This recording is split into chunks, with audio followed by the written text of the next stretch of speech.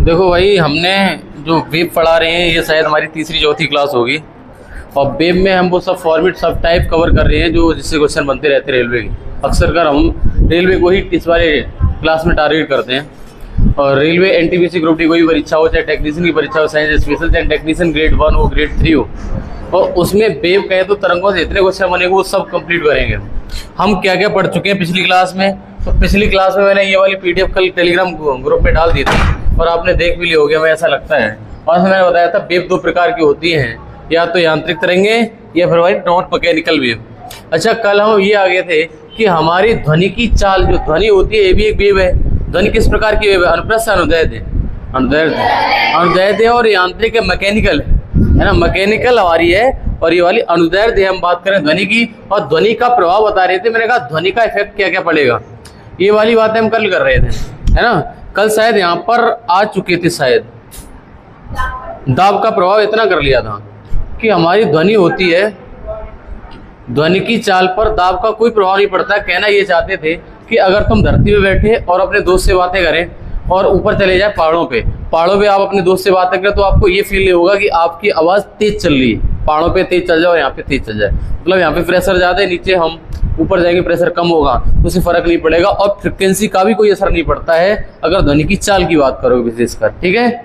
ये वाली बातें मैंने कल कर ली थी, और हम ऐसा मान के चलते हैं ज़्यादातर बच्चों को पता होगा। फिर हम मन करेगा 4-5 बच्चों को उठा देंगे और पूछ लेंगे तुरंत, अभी क्लास के बीच चलते, वो तैयार है ना आप अपने लिए जैसे भी हो, ठीक है। हम कुछ भी पूछ सकते हैं, पराशर अपसरप स्रप क्या होता है, यहाँ से क्या क्या होता है, क्या क्या इसके क्या फीचर्स हैं इसके, वो सब पूछ लेंगे। अच्छा, मैंने ये बताया था बेटा सबसे पहले कि ध्वनि की चाल पे तापमान का इफेक्ट कैसे पड़ता है। अगर तापमान बढ़ेगा ध्वनि की चाल बढ़ जाएगी, तो भी अंडर रूट कहें तो वर्गमूल के अनुक्रमानुपाती होती है ना, टेम्परेचर के वर्गमूल के अनुक्रमानुपाती, ऐसा बताया था। ये भी मैंने लिखाया था B direct under root T, इस पर आधारित न्यूमेरिकल कल करा दिया था बेटा।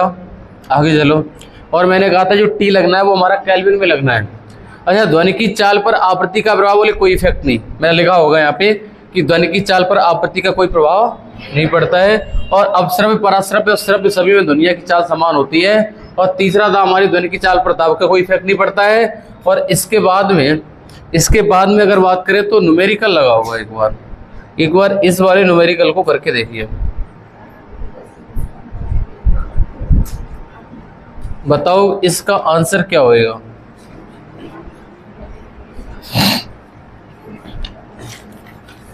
एक बार जस्ट पढ़ लो, इसके बाद हम जस्ट अभी करा रहे हैं, आप इस प्रश्न को पढ़िए क्या है।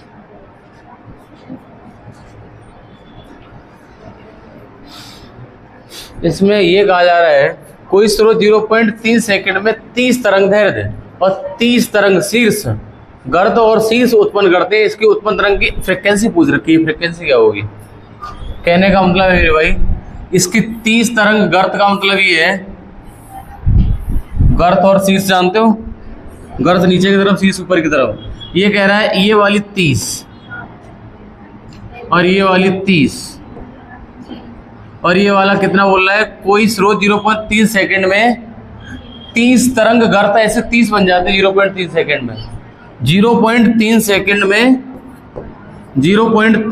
में 30 वेव बन जाती हैं। क्या बन जाता है? 0.3 सेकंड में 30 वेव बन जाती हैं। तो मैं ये बताओ 0.3 सेकंड में अगर ऐसा हो जाता है तो मेरे बताओ मेरे भाई 1 सेकंड में कितनी वेव बनेगी। 1 सेकंड में 30 बटे 0.3 और मैंने कहा कि ये बन जाएगी हमारी 100। तो आप कहेंगे 1 सेकंड में हमारी कितनी वेव बनेगी, तो हमारी 100 वेव बन जाएगी। कितनी वेव बन जाएगी? 100 वेव बन जाएंगी। अगर 1 सेकंड में कितनी वेव बननी है, 1 सेकंड में कितनी वेव आ रही, वही तो फ्रिक्वेंसी होती है। तो इसकी फ्रिक्वेंसी हो जाएगी, 1 हर्ट्ज, वो 100 हर्ट्ज, 100 हर्ट्ज मतलब पर सेकंड कितनी वेव आ रही है, 100 वेव आ रही है। इसका आंसर होता है मेरे भाई ऑप्शन नंबर सी वाला। और आगे शायद न्यूमेरिकल नहीं है मेरे भाई। अब इस पर कुछ आपको थ्योरी पढ़नी पड़ेगी, उसके बाद यहाँ पे आना पड़ेगा। अगर हम यहाँ पर आ जाएं तो आप इस वाले को देखिए, ध्वनि की चाल पर घनत्व का प्रभाव। ध्वनि की चाल पर घनत्व का प्रभाव क्या क्या पड़ता है? तो ध्वनि की चाल पर घनत्व का प्रभाव पड़ता है, जैसे दाब का नहीं पड़ता है, आवृत्ति का नहीं पड़ता है, ताप का पड़ता है। 3 पढ़ चुके, चौथा आ गया बेटा। हाँ, चाल पर घनत्व का प्रभाव, जितना घनत्व ज्यादा होगा उसकी ध्वनि की चाल उतनी, ये लिखा जितना किसी माध्यम का घनत्व ज्यादा होगा ध्वनि की चाल उतनी। कहने का मतलब ये है कि बेटा ये B इनवर्सली प्रोपोर्शनल होता है 1/√D के। ये बढ़ाओगे तो ये घटेगा। फिर तो आप कहेंगे सर ठोसों में तुमने क्यों लिखा दी जाते? ठोस में ध्वनि की चाल ज्यादा होती है, और यहाँ पर बात हो रही है कि घनत्व की। यहाँ पे घनत्व की बात करें तो यहाँ पर एक कॉन्सेप्ट और आपको देखना पड़ेगा कि यहाँ पर लिखा है किस माध्यम में ध्वनि की चाल अधिकतम होगी। वो तो मैंने उधर बात करी थी कि मतलब ठोस में ज्यादा होता है, द्रव में और कम, और गैस में सबसे कम ध्वनि की चाल होती है। अब हम ठोस में ही बात कर रहे हैं, है तो ठोस एक का घनत्व ज्यादा है। मैंने मान लिया कि ठोस हो सकता है किसी का घनत्व ज्यादा है, वो लोहे का ज्यादा होता है, और कुछ ठोस उसका कम हुआ थोड़ा घनत्व, है तो ठोस ही। और उन ठोस में कंपैरिजन करें, उसकी बात कर रहा है ये। देखो मैंने उदाहरण कितना अच्छा पेश किया इसके साथ में। ये लिख रहा है किस माध्यम में ध्वनि की चाल अधिकतम है, और जो सब उदाहरण दे रखे सब ठोस के हैं। आयरन, एल्युमिनियम और गोल्ड, तीनों ठोस है, तीनों ठोस है। इसकी बात कर रहा था कि घनत्व इनमें अगर कंपैरिजन करा जाए ठोस में, तो किसमें घनत्व ज्यादा होगा? जिसमें घनत्व ज्यादा होगा ना ठोस का, उसमें चाल कम होगी, ये कहना चाह रहे बेटा। जैसे हमने कहा आयरन का 26 Fe होता है, एल्युमिनियम 13 होता है, और गोल्ड का 79 Au होता है। परमाणु क्रमांक की बात करें तो इसका 13 है, इसका मतलब इसका घनत्व कम है एल्युमिनियम का। एल्युमिनियम का घनत्व कम है, एल्युमिनियम का घनत्व कम है, इसका मतलब इसमें चाल ध्वनि की ज्यादा होगी, यही कहना चाह रहे थे हम। और ऐसे प्रश्न का उत्तर देने के लिए आपको इसके परमाणु क्रमांक याद करने पड़ेंगे। केमिस्ट्री का क्वेश्चन है ये। हाँ, ये इसमें क्या बोलते हैं, परमाणुओं की संख्या होती है ना, फिर वो जिसके जो नंबर होते हैं, इसके परमाणु क्रमांक होते हैं, नंबर ऑफ इलेक्ट्रॉन और नंबर ऑफ प्रोटॉन। सही बोल रहे हो क्या? हाँ, electron, number of proton, number of neutron, है ना। प्रोटॉन कहीं ना कहीं इसका घनत्व दिखाता है जिसका नंबर होता है। ये जो 13 है इसका सबसे कम है, तो इसका घनत्व सबसे कम है, तो इसमें स्पीड की चाल सबसे ज्यादा होगी। अगर ये ज्यादा है इसका, तो यहाँ पर ध्वनि की चाल स्लो होगी। एक क्वेश्चन और आपके सामने हम लाना चाह रहे, देखो ध्वनि की चाल, किस गैस में ध्वनि की चाल अधिकतम होगी? किस गैस में? मैंने कहा हाइड्रोजन, नाइट्रोजन और ऑक्सीजन। मैंने कहा सबसे हल्की होती है हाइड्रोजन, तो इसका घनत्व सबसे कम, तो यहाँ पर ध्वनि की चाल सबसे, मतलब उस किसी पर्टिकुलर माध्यम में अलग अलग एलिमेंट की बात कर रहा है। वो वाला यूनिवर्सल सत्य है कि ठोस में ध्वनि की चाल सबसे ज्यादा है, उससे कम द्रव में, और उसके सबसे कम गैस में। लेकिन यहाँ पर सिर्फ गैस की बात कर ले और फिर घनत्व की बात करें, तो गैसों में जिसका घनत्व कम होगा उसमें ध्वनि की चाल ज्यादा होगी, ये कहना चाह रहे हैं। अच्छा, आपके सामने और एक चीज बता जा रहे हैं, 5वां इफेक्ट बताने जा रहे हैं। 5वां इफेक्ट है कि ध्वनि की चाल पर आर्द्रता का, तो ह्यूमिडिटी, आर्द्रता का प्रभाव। तो ह्यूमिडिटी अगर बढ़ेगी, इसमें तो मैंने तीर ही नहीं लगाया। जो आर्द्रता होती है, अगर आर्द्रता बढ़ेगी तो स्पीड ऑफ साउंड, ध्वनि की चाल में क्या पड़ेगा फर्क? लिखा नहीं है मैंने।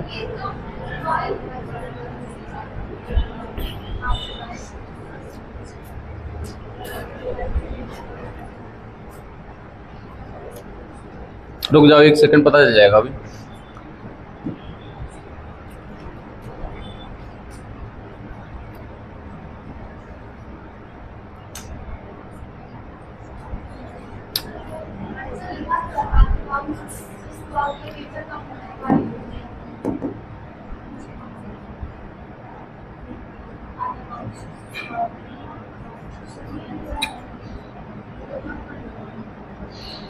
इसका ऊपर लगेगा तीर, है ना, ये तीर ऊपर लगेगा, नोट्स में लगा हुआ नहीं है, इसी को हम देख रहे थे। मैंने कहा अगर ह्यूमिडिटी ज्यादा होगी, आर्द्रता ज्यादा होगी, तो ध्वनि की चाल,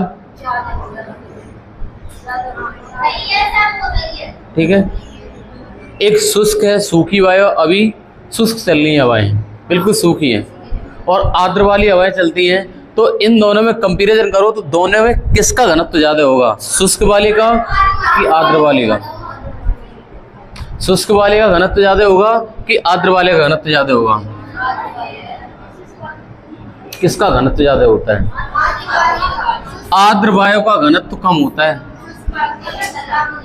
नहीं, ये एकदम परम सत्य है, ये पेपर में आएगा, गलत करके आओगे, ये पता है हमें, ये बिल्कुल वेरीफाई करके लिखा है। जो आपको डाउट है, ये डाउट हमने भी लिख रहे थे, तब हमें भी डाउट था कि जो आर्द्र वायु होती है और शुष्क वायु होती है, कौन सा का घनत्व ज्यादा होता है? तो आर्द्र वायु का घनत्व कम होता है और सूखी हुई वायु का घनत्व ज्यादा होता है। और जिसका घनत्व कम होता है उसमें ध्वनि की चाल, जिसका घनत्व कम होता है, और कम किसका होता है? आर्द्र वायु का। तो तभी तो लिखा आर्द्रता बढ़ेगी, ध्वनि की चाल बढ़ेगी। ये आपको आज उल्टा पढ़ना पड़ रहा है। जो आर्द्र वायु होती है वो आप ये समझिए, आर्द्र वायु का घनत्व कम होता है सूखी वायु से। अगर उसमें ह्यूमिडिटी है, आर्द्रता है,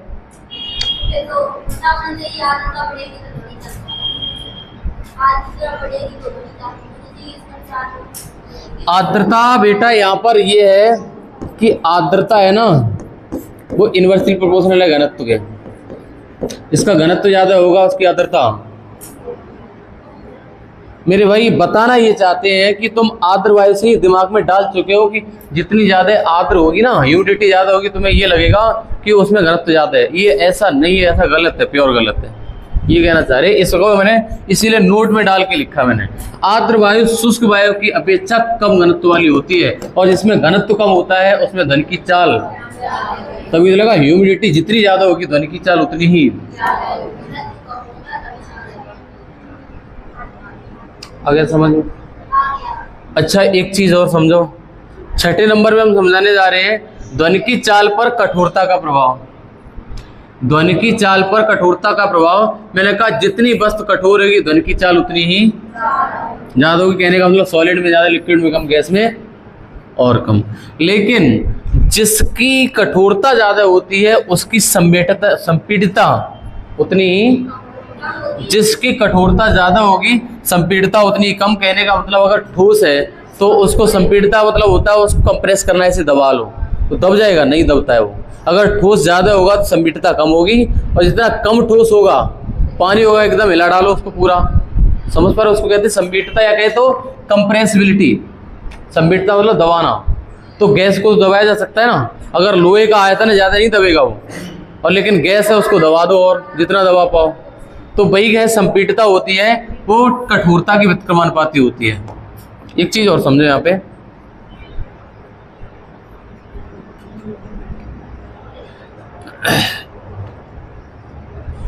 इस प्रश्न को एक बार पढ़िए, क्या लिखा हुआ है।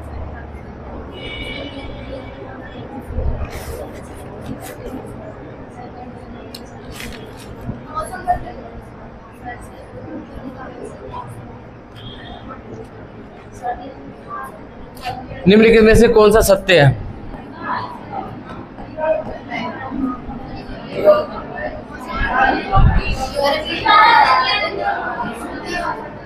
कौन सा? बी वाला सही है। ये कहा जा रहा है लिमिट कौन सा कथन सत्य है? ध्वनि का वेग होता है, मौसम पर निर्भर नहीं करता, गलत बात। दूसरा ऑप्शन, सर्दियों की तुलना में गर्मियों में कम। सर्दियों की तुलना में गर्मियों में कम होता है भाई साहब, टेम्परेचर के साथ बढ़ता है ध्वनि का वेग। वही लिखा जाता है बी डायरेक्टिव √T, ये बढ़ेगा तो ये भी बढ़ेगा। आया समझ में? गलत है। सर्दी गर्मी में एक समान, गलत है, आंसर हो जाएगा टी। सर्दियों की तुलना में गर्मियों में क्या? ध्वनि का वेग, क्योंकि वहां पे टेम्परेचर बढ़ेगा। अगला देखो,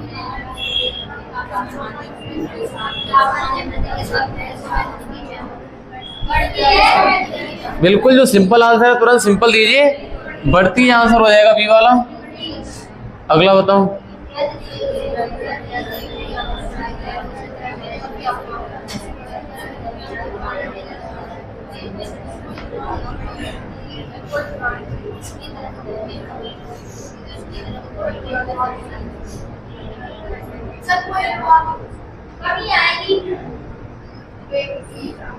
कौन सा उत्तर?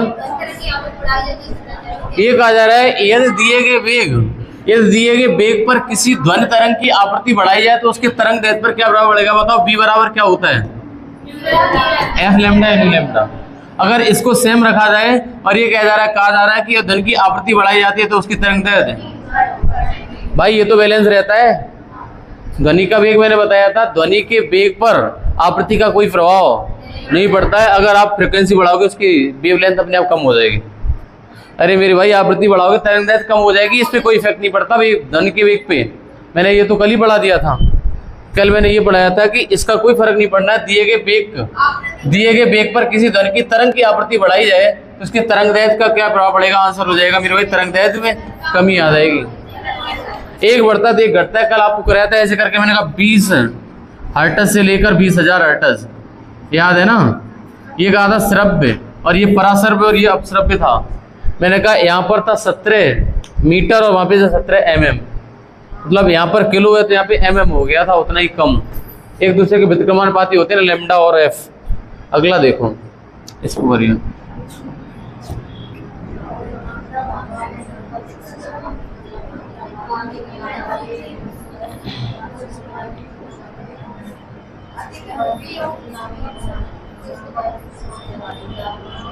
ये वही क्वेश्चन आ गया जो आप अभी कह रहे थे ऐसा नहीं होता है।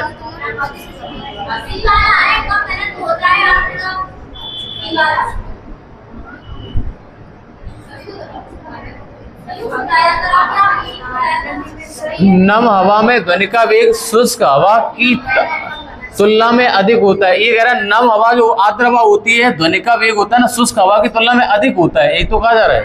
तो क्योंकि नम हवा में शुष्क वायु की तुलना में कैसा होता है? इसका घनत्व तो कम होता है भाई।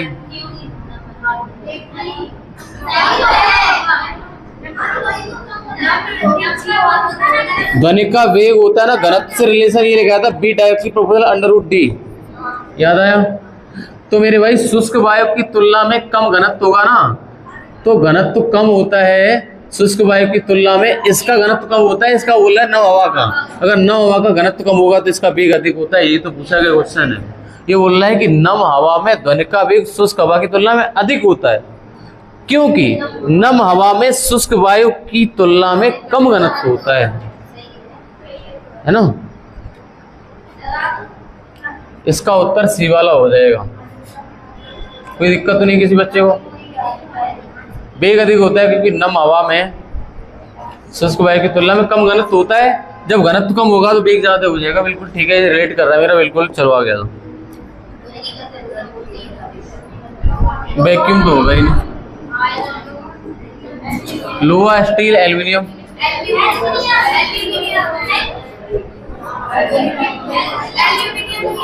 मैंने कहा जितना कम घनत्व होगा वेग उतना ही ज्यादा होगा।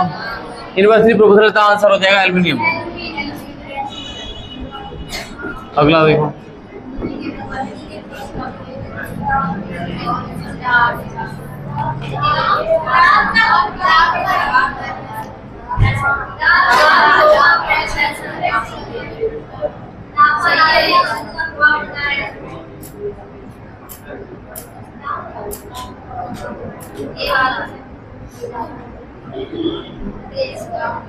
कौन सा?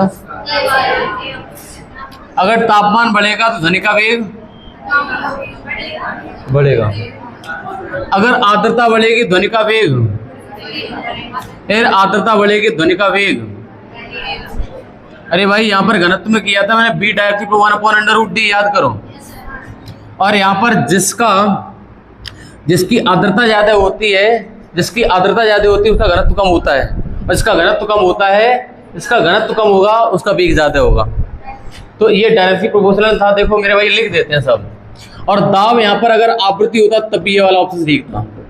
आवृत्ति पर भी कोई इफेक्ट नहीं पड़ता, नई वाला पूछ रखा, ध्यान रखना है इस वाले क्वेश्चन को कि ध्वनि के वेग पर किसका कोई प्रभाव नहीं पड़ता, आवृत्ति और दाब का कोई इफेक्ट नहीं पड़ता है। सबसे पहला मैंने क्या कराया था, तापमान का पड़ता है, आवृत्ति का नहीं पड़ता है, दाब का नहीं पड़ता है, और घनत्व का पड़ता है। जिसका घनत्व कम होता है उसका वेग ज्यादा होता है। इसका घनत्व कम होता है, उसमें वेग ज़्यादा होता है, और इसकी आर्द्रता ज़्यादा होती है, वहाँ पर वेग ज़्यादा होता है। यहाँ पे आर्द्रता ज़्यादा है, वहाँ पे वेग ज़्यादा है। और एक लास्ट टाइप हमने ये कराया कि कौन सा कराया अभी लास्ट में?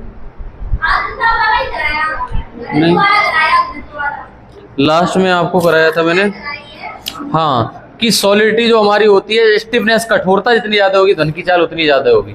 अच्छा, और अगले पे आ जाओ, इसका बताओ।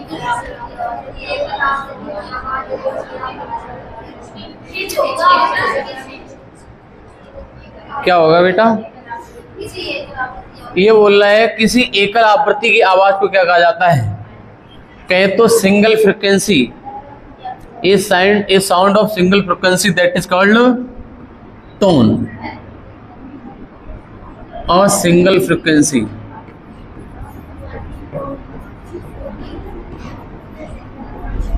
एकल आवृत्ति है।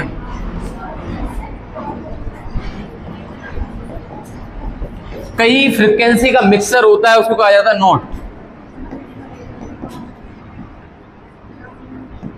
मिक्सचर ऑफ फ्रीक्वेंसी,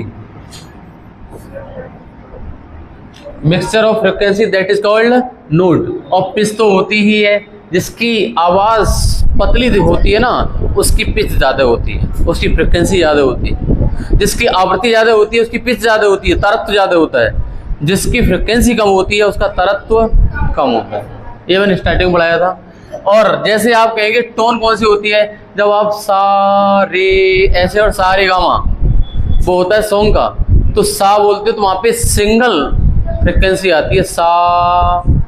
और कई फ्रीक्वेंसी का मिक्सर होता है, उसको नोट कहा जाता है। और पिच तो सुन चुके और हर्ट्ज होता है, ये मात्रक होता है। इसका उत्तर हो जाएगा मेरे भाई टोन, सिंगल फ्रीक्वेंसी। अगला देखो,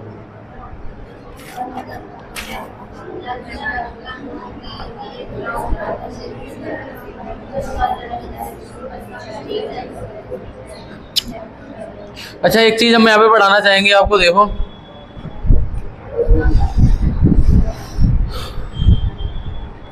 हम बताने ये चाहते हैं, ये मैंने अभी किया टोन वाला क्वेश्चन। मैंने कहा अगर दो साउंड है तुम्हारे पास, तुम दो चीजें सुना रहे हैं, दोनों की सेम फ्रिक्वेंसी है, दोनों साउंड की सेम फ्रिक्वेंसी है और सेम लाउडनेस, समान प्रबलता है, तो उसमें इसमें अब अंतर इसकी क्वालिटी यानी गुण के आधार पे करेंगे। जैसे मान लिया कि एक समान प्रबलता में शोर हो रहा है और समान ही प्रबलता में, उसी प्रबलता में क्या हो रहा है, गाना बज रहा है, तो मैंने कहा कि कौन सा पुअर क्वालिटी होगा, कौन सा रिच क्वालिटी होगा। तो मैंने कहा म्यूजिक होता है, इसकी वेव एकदम सिंपल सी बनती है, रिच क्वालिटी होगी, और नॉइज होती है पुअर क्वालिटी, इसकी वेव बहुत टेढ़ी मेढ़ी बनती है। अगर सेम ये लिखा हुआ है यहाँ पर, दो साउंड दे दिए जाए और आपसे पूछा जाए कौन सा रिच क्वालिटी कौन सा पुअर क्वालिटी, सेम फ्रिक्वेंसी है और एक सेम लाउडनेस है, समान आवृत्ति और समान प्रबलता के दो साउंड हैं, समान बिल्कुल आवाज आ रही है, बिल्कुल उतनी तेज और समान फ्रिक्वेंसी है, तो इसमें अंतर होगा वो गुण के आधार पर होगा, कौन सा रिच क्वालिटी का होगा। तो मैंने कहा म्यूजिक का साउंड होता है वो रिच क्वालिटी का होता है, और नॉइज का होता है वो पुअर क्वालिटी का होता है। ना कभी कभी कि कमरे में हल्के से धीमी आवाज में गाना बजा के रख दो तो वो हमें अच्छे लगते हैं, वो हम फ्रिक्वेंसी के आधार पे। और तुम कहो भाई साहब नींद नहीं आ रही, कोई वैसा एकदम उदम कहा तो लड़ो मेरे कमरा में तब सोए पे हम, क्या ऐसा हो पाएगा? क्योंकि वो हमारी पुअर क्वालिटी होती है, उसमें गुणों का अंतर किया जाता है।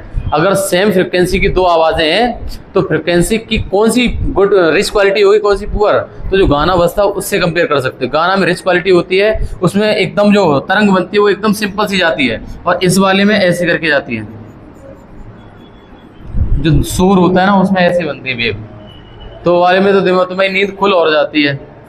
कोई आगे थाली बजाते सोते हुए, तुम्हें दिन में सो रहे हो थाली बजाते, तुम्हें ऐसा लगे हाँ बहुत मजा आ रहा और बजाओ, आज बड़ी अच्छी नींद आ रही है, ऐसा नहीं होगा ना। गाने हल्के हल्के से बजा, धीरे धीरे आवाज में एक बजा दीजिए गाना, पूरी रात सोते रहोगे, तुमने सुने ही नहीं है इसका मतलब। चलो आ गया, छोड़ो इधर आ, ये वाला क्वेश्चन करके दिखाओ तुम। इस वाले प्रश्न को करना है मेरे भाई, भाषा भले चाहे बड़ी, क्वेश्चन में कुछ भी नहीं है।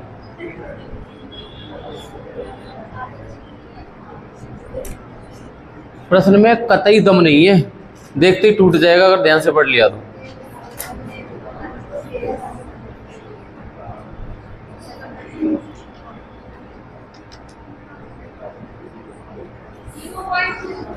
0.2 0.2 अगर उत्तर आ गया है तो आपका सही हो सकता है, और कोई बता दे तब वेरीफाई हो। दिया क्या क्या है बेटा इसमें? एक लंगर डालकर रोकी हुई एक नाव लहरों से घिरी हुई है जिसकी तरंग दैर्घ्य दे रखी है लैम्डा बराबर कितना? चलती तरंगों के ढलाव की गति v बराबर दे रखा है, तरंगों की गति कितनी, और दे रखा पूछा क्या है? आवृत्ति पूछ रखी, फ्रिक्वेंसी पूछ रखी है। मैंने कहा b बराबर होता है न्यू लैम्डा। तो देखो पूछा क्या है आवृत्ति, मैंने कहा b का मान है 25 और न्यू का मान पूछा है, लैम्डा का मान है 125। 25 पंजे 125, तो न्यू बराबर हो जाएगा 1/5 बराबर 0.2 हर्ट्ज। आंसर हो जाएगा ऑप्शन नंबर ए। ठीक है, अगला प्रश्न करो। हर बच्चा करेगा क्वेश्चन, यहाँ पे जितने लोग बैठे हुए हैं।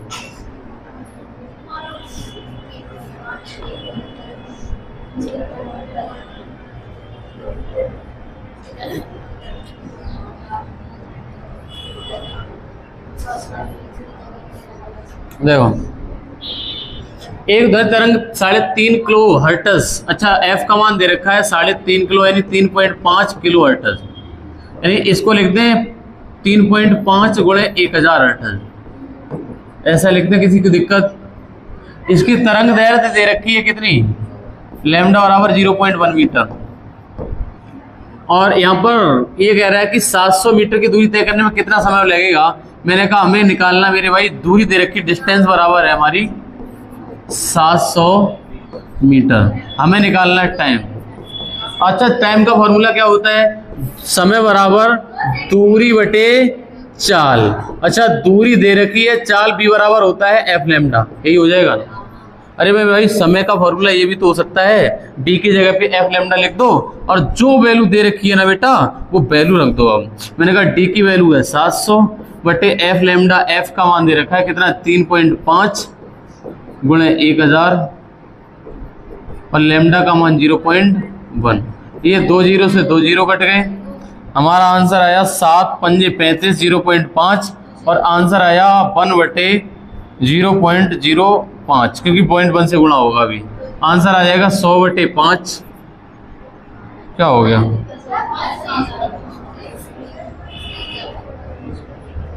गलत हुआ कहीं पे?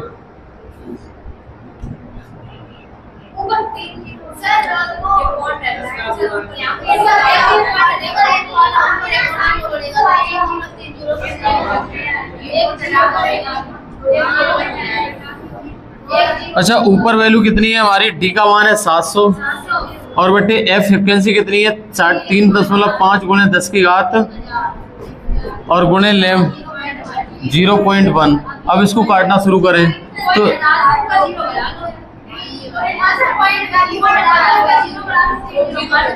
अच्छा ये ऐसे कर लें। अच्छा 3 जीरो काट दो, 3 जीरो कट गए। अब 35 दूनी और 1 दूनी 2, तो आंसर आया 2 सेकंड। उत्तर हो जाएगा हमारा ऑप्शन नंबर बी वाला। अच्छा ये बताऊं, प्रति सेकंड इकाई क्षेत्र से गुजरने वाली ध्वनि की मात्रा कहलाती है? प्रति सेकंड इकाई क्षेत्र, मान लिया ये 1 मीटर का स्क्वायर है, 1 मीटर के एरिया से ध्वनि को निकाल ले, वही तो हमारी होती है इंटेंसिटी। आप बहुत पतली आवाज से ध्वनि को निकालो, एक हल्का सा छेद कर दो हल्की सी आवाज निकलेगी, इंटेंसिटी कम होगी। अगर बड़ा सा छेद कर दो पूरी आवाज जाएगी उसमें, समझ पा रहे हो? इस अगर कमरे को पूरा लॉक कर दो आवाज जाएगी बाहर, थोड़ा सा छेद कर दो जाएगी इंटेंसिटी उसकी बाहर, अगर ज्यादा छेद करोगे ज्यादा इंटेंसिटी जाएगी बाहर। समझ पा रहे हो? मैंने मान लिया 1 मीटर स्क्वायर का छेद कर दिया तो वही इंटेंसिटी होती है। आंसर ए वाला होगा, नोट नहीं होगा, पिच नहीं होगा, संगीत नहीं होगा। अगले पे आ जाओ, कितना ही है? एक क्वेश्चन और होगा, उनका भी गति करता है।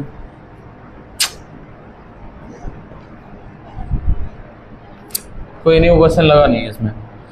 चलो हम अब कल कराएंगे डॉपलर इफेक्ट और कराएंगे इसका, इसके बाद चैप्टर खत्म हो जाएगा। Thank you.